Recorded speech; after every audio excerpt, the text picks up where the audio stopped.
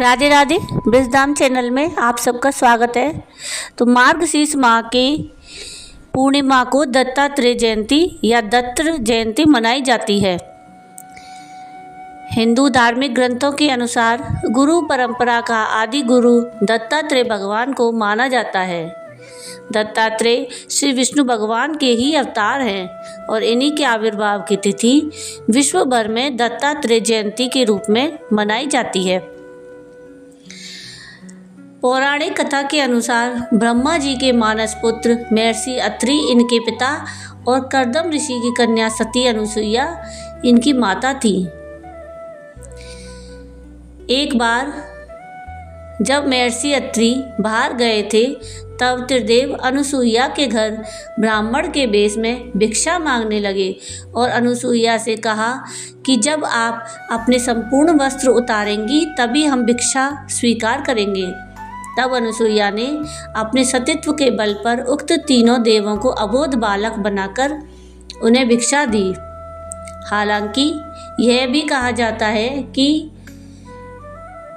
एक बार नारद मुनि घूमते घूमते देवलोक पहुँचे और देवी सरस्वती, लक्ष्मी और पार्वती जी को बोला कि अत्रि पत्नी अनुसुईया के समक्ष आपका सतीत्व नगण्य है। तीनों देवियों ने अपने स्वामी ब्रह्मा, विष्णु और महेश से अनुसुईया के सतीत्व की परीक्षा लेने को कहा। तीनों देवताओं ने बहुत समझाया परंतु तीनों देवियों के हट के आगे वे विवश होकर साधु वेश धारण करके महर्षि अत्रि मुनि के आश्रम में पहुँचे।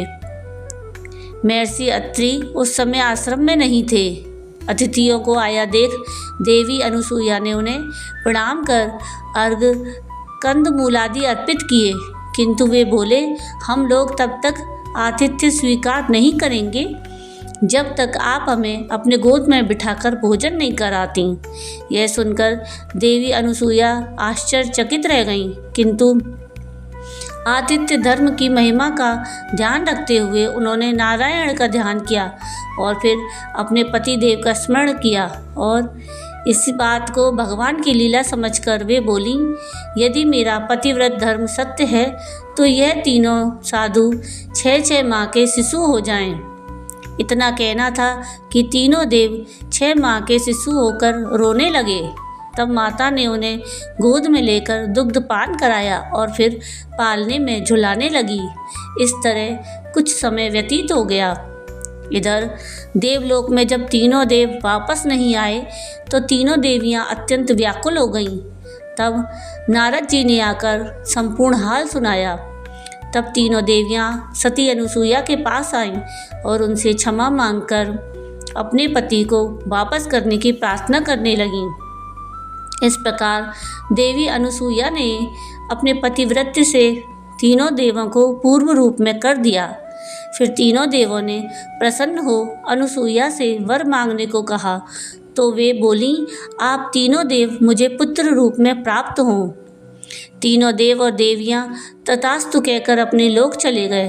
फिर कालांतर में यही तीनों देव सती अनुसुईया के गर्भ से प्रकट हुए और दत्तात्रेय कहलाए। यही कारण है कि हर साल मार्गशीर्ष पूर्णिमा तिथि को श्री विष्णु भगवान के अवतार रहे भगवान दत्तात्रेय की जयंती के रूप में भक्ति पूर्वक मनाया जाता है। तो ये थी भगवान दत्तात्रेय के जन्म की कथा। आपको ये कथा कैसी लगी मुझे कमेंट करके ज़रूर बताइएगा और अगर आपको ये कथा थोड़ी सी भी पसंद आई हो तो प्लीज़ इसको लाइक कीजिएगा, शेयर कीजिएगा और मेरे चैनल को सब्सक्राइब कीजिएगा। और वीडियो देखने के लिए थैंक यू। राधे राधे।